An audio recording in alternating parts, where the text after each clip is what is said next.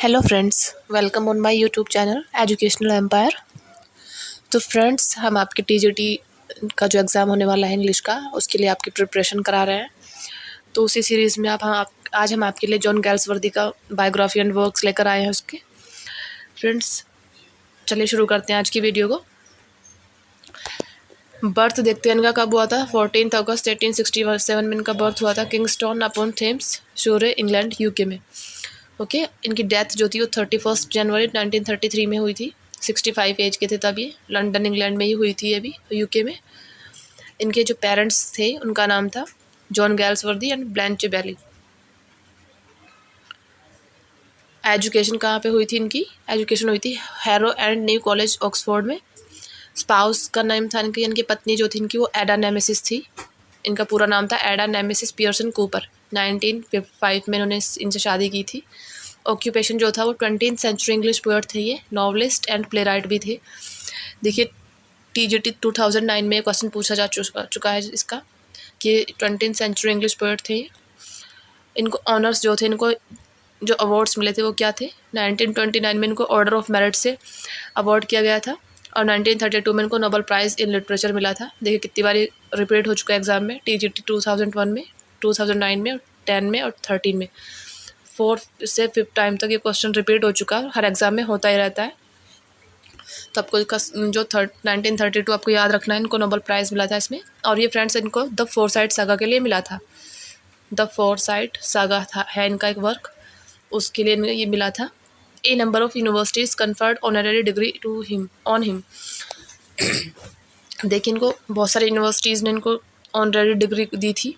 1922 में Saint Andrews ने, 1927 Manchester, 1929 में डबलिन, 1930 कैम्ब्रिज, 1930 शीफील्ड और 1931 में ऑक्सफोर्ड ने, 1931 में प्रिंसटन। ओके चलिए देखते हैं इनका सर्वे, देखते हैं पूरा का पूरा इनकी लाइफ का क्या था इसमें। शुरू करते हैं आज का। He was born with A silver spoon. जो थे ये जो जॉन गैल्सवर्दी थे, एक सिल्वर स्पून के साथ ही पैदा हुए थे, मतलब बचपन से ही रिच थे। हिज फादर जो थे John Galsworthy was a solicitor, यानी कि एक लॉयर थे इनके पिताजी जो थे। From 1881 to 1886 he attended Harrow school and then he went on to study law at New College Oxford. 1881 से 1886 के बीच में इन्होंने हैरो स्कूल जो था इन्होंने अटेंड किया एंड देन ही वेंट, और उसके बाद इनको न्यू कॉलेज ऑक्सफोर्ड में भेज दिया गया स्टडी लॉ के लिए। लॉ की स्टडी इन्होंने वहाँ पे की। In 1890 he was called to the bar at Lincoln's Inn, और 1890 में इनको लिंकन्स का जो इन था उसके बार के लिए इनको बुलाया गया था। इन 1891 he is journeyed around the world for 2 years, और 1891 में इन्होंने अपनी जर्नी शुरू की वर्ल्ड की। 2 साल के लिए घूमते रहे, Canada, Australia, Asia and South Seas इन्होंने वहाँ की जर्नी की 2 years के लिए अपनी। इन 1895 ही बिगेन एन अफेयर विद एडा नेमेसिस पियर्सन कूपर, और 1895 में इनका अफेयर शुरू हुआ था एडा के साथ, the wife of his cousin Major Arthur John Galsworthy. और जो ये थी एडा जो थी वो इनकी कज़िन ब्रदर था एक, उनकी वाइफ थी मेजर ऑर्थर गैल्सवर्दी जो थे उनकी वाइफ थी ये। 10 years later after her divorce they married on 23rd September 1905, और उनके डिवोर्स के बाद 10 years के बाद इन्होंने इनसे शादी की 1905 में। देखिए इनका अफेयर जो स्टार्ट हुआ था 1895 से हुआ था और उनकी जो मैरिज हुई वो 1905 में हुई। In 1897, he began his literary career with a collection of short stories from the Four Winds. And 1897 में इन्होंने अपना लिटरेरी करियर जो था वो शुरू किया विद एक कलेक्शन के साथ ऑफ शॉर्ट स्टोरीज़ के कलेक्शन स्टार्ट किया इन्होंने फ्रॉम द फोर वाइंड्स। जो इनका नाम था फ्रॉम द फोर वाइंड्स, जो इन्होंने कलेक्शन शुरू किया। ये देखो टीजीटी 5 में 2005 में क्वेश्चन आ चुका है। Published under the pen name John Sinjohn. बहुत इंपॉर्टेंट क्वेश्चन है ये आपका। इनका जो पेन नेम था वो क्या था? जॉन सिन जॉन था। इन्होंने इस नाम से फ्रॉम द फोर वाइंड्स को पब्लिश कराया था, और इसका जो था सन ऑफ जॉन था, इसका जो मीनिंग था। इट वॉज ए फेलर, बट ये एक फेलर रहा इनका। He called it my first scene, और इन्होंने इसको बोला माई फर्स्ट सीन यानी कि पहला पाप। Several of his early novels were published under the pseudonym of John Sinjohn, और इनके बहुत सारे अर्ली जो नॉवेल्स थे वो पब्लिश हुए जॉन सिन जॉन के सिडोनिम से ही, मतलब इनके इसी गुप्त नाम से इनको पब्लिश कराया इन्होंने बहुत सारे अपने नॉवेल्स को। In 1899, his first full-length novel, Jocelyn, was published under the name of John St. John. और 1899 में इनका फर्स्ट फुल लेंथ नॉवल था ये जॉसलिन, जो इनके under the pen name of John Sinjohn से पब्लिश हुआ था। In 1904 he bade goodbye to his pen name, और 1904 में इन्होंने अपने पेन नेम, जो उनका पेन नेम था जॉन सिन जॉन, इसको गुड बाय कर दिया था। And started writing under his real name, और इन्होंने अपने रियल नेम के साथ स्टार्ट किया लिखना। The Island Pharisees was his first work that appeared under his own name, और उनका पहला नॉवल था, पहला वर्क था द आइलैंड फेरीज, जो उनके खुद के नाम से अपीयर हुआ था, यानी कि जॉन गैल्सवर्दी के नाम से। द आइलैंड फेरीज आपको याद रखना है। ओके, नेक्स्ट देखते हैं। In 1906 he met with his real success with his first play the Silver Box, और 1906 में वो अपनी रियल सक्सेस से जो थे वो मिले, मतलब उनको रियल सक्सेस 1906 में मिली with his first play the Silver Box. इनका फर्स्ट प्ले सिल्वर बॉक्स था इनके सफलता के साथ ही। Later on the year his first successful novel the man of Property 1906 was published which introduce the world to the Forsyte Saga, और बाद में इनका फर्स्ट सक्सेसफुल नॉवल आया द मैन ऑफ प्रॉपर्टी 1906 में, जो पब्लिश हुआ था, और which introduce the world to the Forsyte saga, जिन्होंने इसने इंट्रोड्यूस किया फोरसाइट सागा को, जिसके लिए इनको नोबेल प्राइज भी मिला था 1932 में। In 1910 he published a play Justice which dealt with poverty and class injustice. 1910 में इनका एक प्ले पब्लिश हुआ जस्टिस, जो डील करता है with poverty and class injustice के लिए, गरीबी और अन्याय के खिलाफ से अन्याय के लिए डील करता है ये। इसमें गरीबी और अन्याय को दिखाया गया है। ओके, और ये आप इसकी थीम कई बार पूछी जा चुकी है एग्जाम में कि क्या है, तो पॉवर्टी एंड क्लास इनजस्टिस है। In 1914, at the outbreak of the First World War, he was too old to fight, so he worked in a home for disabled soldiers. 1914 में जब फर्स्ट वर्ल्ड वॉर हुआ था, उस समय बहुत ही बूढ़े हो गए थे फाइट करने के लिए, लड़ने के लिए, क्योंकि इनका बर्थ हो गया था आपका 1867 में इनका बर्थ हो गया था, तो तभी बूढ़े हो चुके थे, लड़ नहीं सकते थे, तो इन्होंने घर पर ही काम किया डिसेबल्ड सोल्जर्स के लिए, उनकी सेवा की। Okay, in 1916 he made a tour of the slaughter houses in England and wrote a report on the inhuman methods of slaughtering animals, और 1961 में इन्होंने एक टूर किया स्लॉटर हाउसेस का इंग्लैंड में, और एक रिपोर्ट बनाई उस पर इनह्यूमन मेथड्स के खिलाफ, जो स्लॉटरिंग करते थे एनिमल्स की, उन पर इनह्यूमन मेथड्स पर। ही रिफ्यूज नाइटहुड फॉर 1917, और इन्होंने जो नाइटहुड थी उसकी उपाधि को इन्होंने रिफ्यूज़ कर दिया था 1917 में from prime minister Lloyd George, इनसे इन्होंने मना कर दिया था on principle saying that writing was in itself its own reward. यह कहकर कि जो राइटिंग होती है वह खुद का एक रिवार्ड होती है। The Prime Minister was to announce his name on 1 January 1918 the Chicago Daily Tribune London Wednesday January 2 1918, और जो प्राइम मिनिस्टर थे उन्होंने इनका नाम जो था अनाउंस कर दिया था 1 जनवरी 1918 में। Okay, he was elected as the first president of the PEN, an international body of poets, playwrights, essayists and novelists in 1921, और जो ये थे इलेक्टेड हुए थे फर्स्ट प्रेसिडेंट के रूप में ऑफ द पेन के, जो an international body of poets, जो इंटरनेशनल बॉडी थी पोएट्स की और प्लेराइट्स की, एसिस्ट या नॉवलिस्ट की, इन 1921 में, and was given the order of merit in 1929, और इनको 1929 में ऑर्डर ऑफ मेरिट से भी इनको फिर अवार्ड किया गया।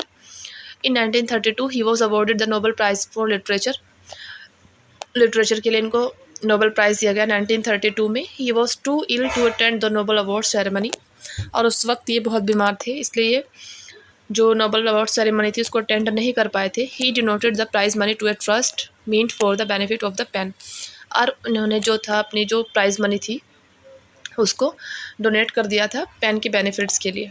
Okay, He lived for the final 7 years of his life at Bury in the West Sussex, और ये फाइनल जो उनके 7 ईयर्स थे लाइफ के लास्ट, वो वेस्ट सुसेक्स में इन्होंने जो थे बिताए। He died from a brain tumour at his London home Grove Lodge Hampstead. और ये जो थे ब्रेन ह्यूमर से इनकी डेथ हुई थी, और ये लंदन होम जो इनका था ग्रोवलोज, उसमें ही इनकी डेथ हुई हेम्पस्टेड में। His ashes were scattered to the winds according to his last wish. और इनकी लास्ट विश के अकॉर्डिंग ही इनकी जो एसेस थी, इनकी जो अस्थियाँ थी, उनको हवा में स्कैटर कर दिया गया था, यानी कि बिखेर दिया गया था। इनकी लास्ट विश थी। Galsworthy had a unique habit. Galsworthy की जो थी एक यूनिक हैबिट थी। He use to turn an old novel into a new play by changing names. कि ये जो अपने जो पुराने नॉवेल्स होते थे इनके, उनको टर्न करते थे, उनके नेम को चेंज करके नए में। Shifting scenes and substituting dialogues for narrative.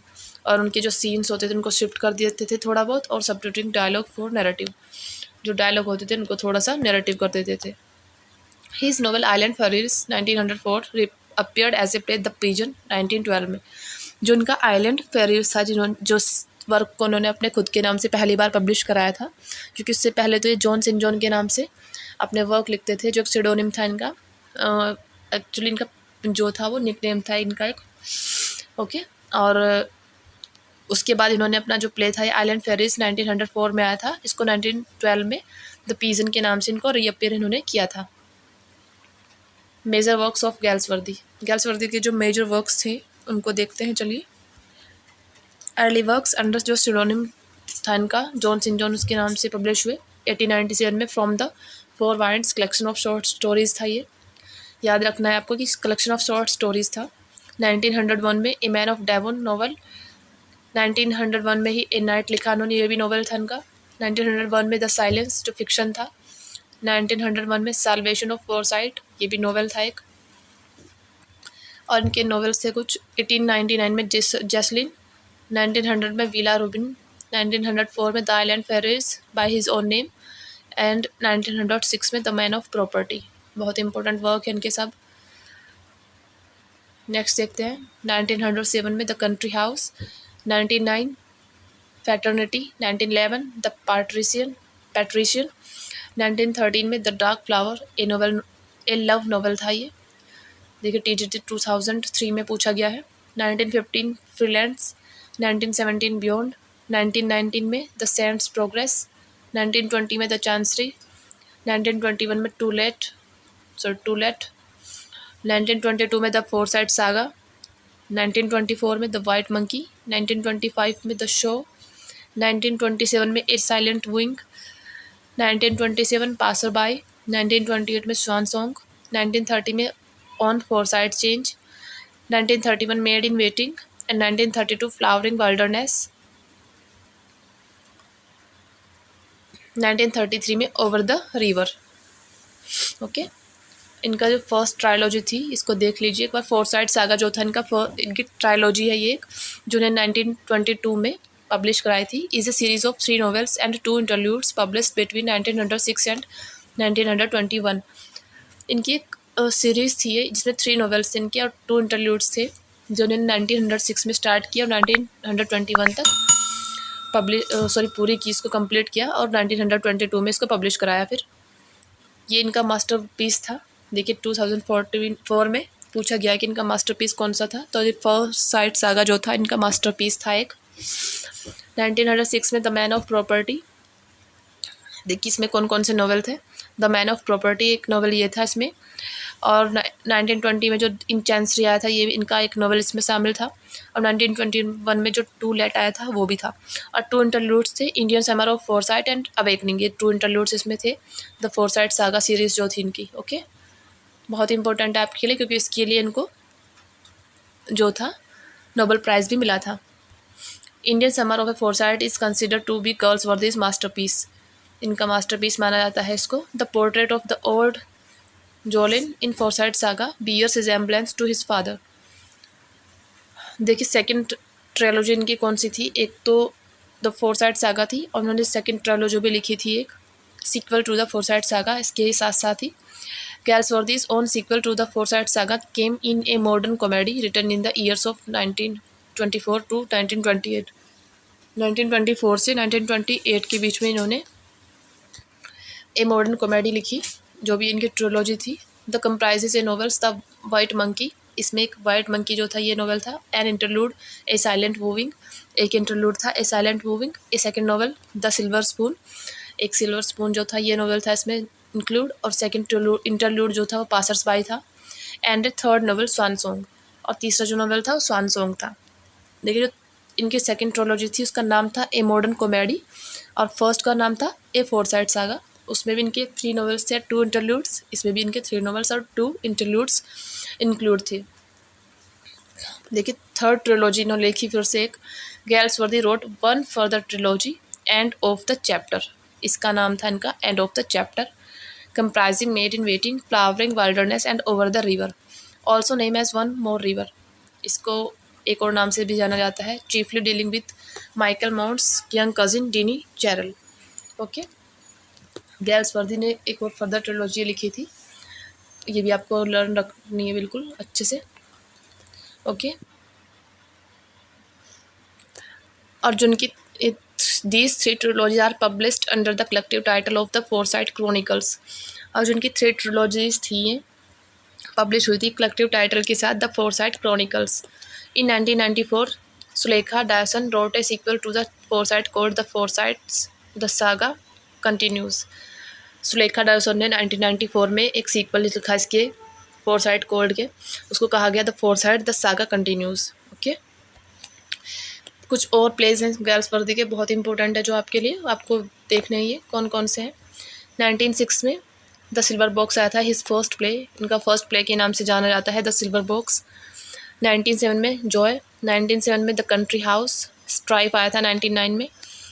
1910 में आया था जस्टिस, बहुत इंपॉर्टेंट है आपके सारे प्लेस, ये बिल्कुल मोस्ट इंपॉर्टेंट प्लेस हैं आपके, याद रखने हैं। 1912 में द पीजन आया था, रीअपियर हो गया आया था ये किसका, द आइलैंड फेरीज का। 1912 में ही द एल्डेस्ट सन आया था। 1930 में फ्यूजिटिव, 1914 द मॉब, 1914 में ए बिट ऑफ लव, 1917 में द फाउंडेशंस आया था फिर से, और द स्किन गेम आया फिर 1920 में। 1921 में 6 शॉर्ट्स प्लेस इन्होंने और लिखे थे जिनको 1 एक्ट प्ले के नाम से जाना जाता है। The first and the last, the little man, hallmarked a satiric trifle, defeat the a tiny drama, the sun a scene, punch and go a little comedy, इनकी लिटिल कॉमेडी थी punch and go.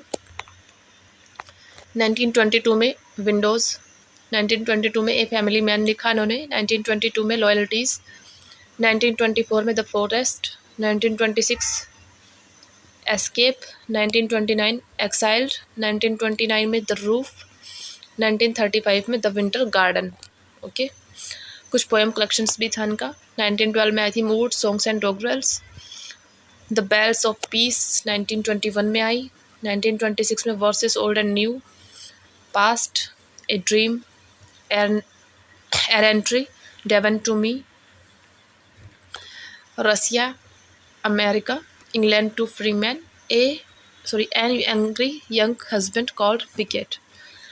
Note, Galsworthy has written in all around less than 100 poems, और जो गेल्सवर्दी थे इन्होंने around लिखी थी 100 poems जो लिखी कम से कम। ओके, तो फ्रेंड्स आज की वीडियो आपको पसंद आई होगी तो प्लीज़ लाइक ज़रूर करें, और जो लोग चैनल पर नए हैं प्लीज़ चैनल को सब्सक्राइब ज़रूर करें और बेल आइकन को प्रेस करें ताकि आने वाली वीडियोस की नोटिफिकेशंस आपको मिलते रहे। आज के लिए बस इतना ही, मिलते हैं हमारे नेक्स्ट वीडियो में।